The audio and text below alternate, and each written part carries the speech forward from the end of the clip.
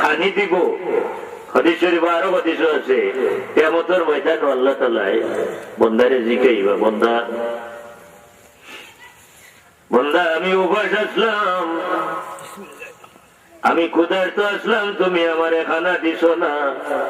আমি পিপাসার্ত আসলাম, আমারে তুমি পানি পান করাইছো না, আমার পিপাসা দূর করছো না। আমি বেমার আসলাম, তুমি আমারে দেখছো না।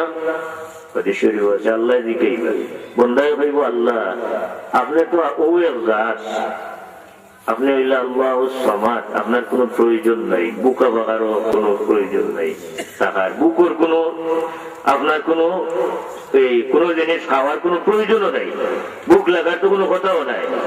আল্লাহ এটা কিভাবে আমার লাগে সম্ভব আছে? আল্লাহ পাক রব্বুল আলামিন জানাইবা, ও আমার বান্দা, আমার একজন আমার আরো এক বান্দা ক্ষুধার্ত অবস্থায় তোমার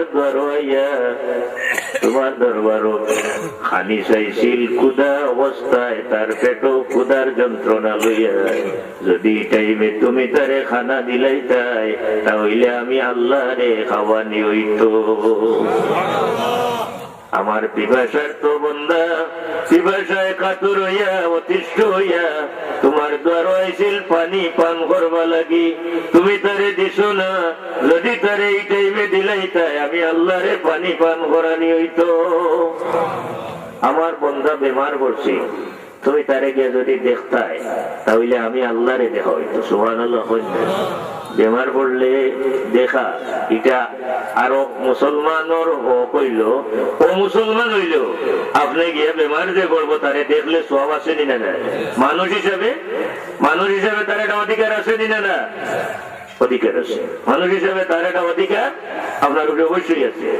আবার বেমার দেখা গেলে, আল্লাহ নবী বেমার দেখছেন, রাসূল পাক সাল্লাল্লাহু আলাইহি ওয়াসাল্লামের সাহাবায়ে কেরামের মাঝে এমনকি বিধর্মীদেরও ইলাও ঘটনা আছে, আল্লাহর নবী লোকে লাগছে, এরও গিয়া দেখছেন না বেমার পড়ার মধ্যে? এটা ঘটনা নাই, যথেষ্ট আছে।